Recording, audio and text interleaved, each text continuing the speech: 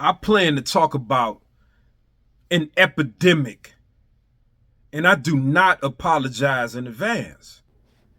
And the epidemic I wish to speak about is feminism. Yeah, ladies. Feminism. What's feminism? Feminism is a movement that's made that was made to establish equal rights for all genders, specifically for women, to gain an equal footing within America. My name is Leon Meredith, and I want to welcome you to the Foundation for Elevation Station. And this is such a growing problem in our communities and our society in general. It is vastly becoming a generational curse, and something must be done. And sometimes somebody has to jump on a sword. And why not a man who can handle all that smoke? Well, feminism was a tool to help the woman gain that equal footing.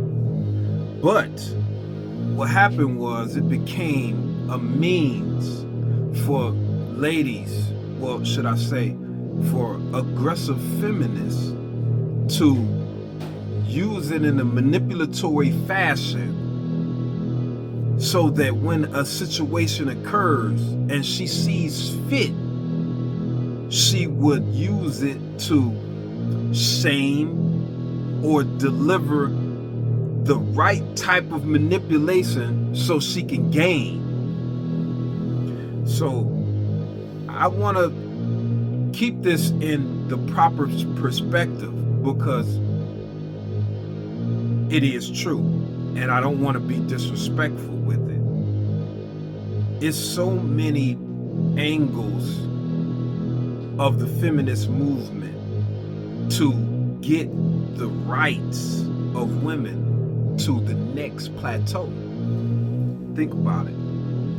So any situation that occurs, women are, well, feminists, the aggressive feminists, not all women, the aggressive feminists can use that ammunition to use the old ways for women where they need to be respected and catered to, and use the new terms of equality that women were granted, to use them both in a manipulatory fashion to win whenever she sees fit to administer this. See, this was the reason that the great artist Tupac Shakur, he said that we gonna have a race of babies that hate the ladies, because he's seen the way that society was pushing forward the empowerment of women and what it would naturally do in that process. It has got to a point where most men even go along with it, because most men, unfortunately, in my humble opinion, are really weak when it comes to, the company of a lady. Now, I don't want to just say the sex, just in general. So that any demands that are put on the men that's left, because you have to remember, a lot of the strong men have been weeded out of society in multiple ways. In jail, ostracized, get up out of here. And it has been happening more and more intricately over the years with this women empowerment.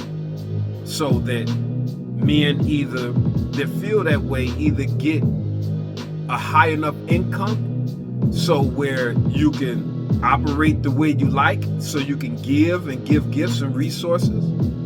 And the men that are not able are unfortunately at the mercy of society. And what happens is, well, I want to ask a question. I wrote it down. Let's see. So many areas of our society are put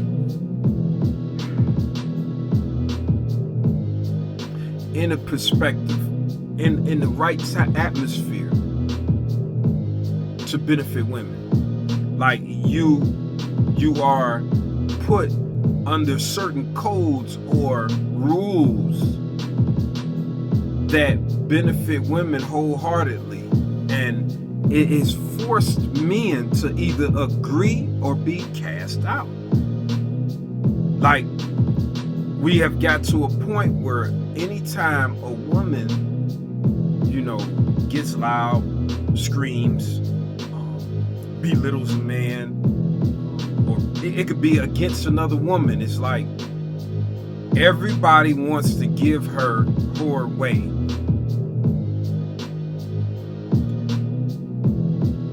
This is unacceptable. This is driving our society in a direction that we won't have many men that are capable. Because, as I said, many men have been raised by their mothers, and they have already beat him to a certain submission when it comes to women already. So the manhood is already stripped up out of him before he's even 15, 16 years old. He is dealing with women on the level of, I'm going to serve women. I'm going to serve them in this type of way, and that's what it's about. Unfortunately, we see it, and we hear women dating today, and they consistently talk about why they're no good men, this and that and the other, when you have to examine the way you raised your son. Like, we didn't know any better, and I'm not blaming my ladies, you ladies, my queens, my sisters. What I'm saying is that we are trying to find solutions to this. We got to check our behavior at the door. We got to find out what's really going on. And a big core of what's going on is how, like, real men deal with the thought process, and how those little bit of men and most women deal with their thought processes. And it comes down to logic versus emotions or feelings. Think about it. Logic and reasoning against feelings and emotions. Where are they leading us to? Think about it. When you think about the logic and reasoning, you have logic. Logic will help you travel along a certain course of thinking and calculating and reasoning, so you can study and come up with a plan to make a decisive, come to a legitimate conclusion, a reasonable conclusion, right? Is that's how I approach things. And sometimes I may not have enough time to think it out, but I want to make time so I can think it out, because I'm not gonna rush my thought process and then I'm making a mistake. In some situations you have to think fast, but you had to think prior to make that right fast decision. But most of the time you want to take your time, especially in business, friendships. You want to take time to go through these logical thought processes to calculate the best possible conclusion. Now, we look to the other side, where we think of feelings and emotions. Now, we got feelings and emotions, and what that's going to bring you to. See, when you allow, as many women do, and unfortunately a good percentage of men right now, this is why, ladies, we got these young men out here killing. They're not able to deal with their emotions properly. We hear it, because they have been molded in the way of the lady.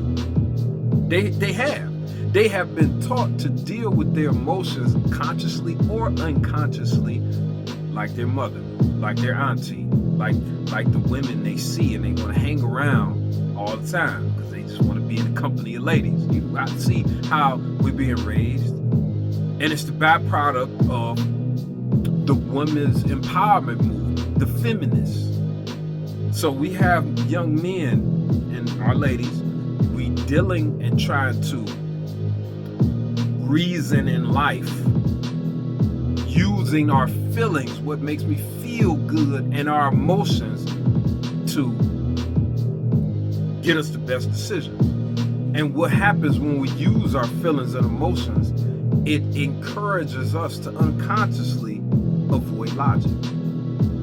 I know that because I used to get in, like, ladies used to get mad at me in my life, or in the street I have a kind of debate with a lady, and she's getting upset, and just because she's mad, and she can know that I'm exactly right, but her pride, her feelings and emotions will not allow her to say, you're right, I was wrong.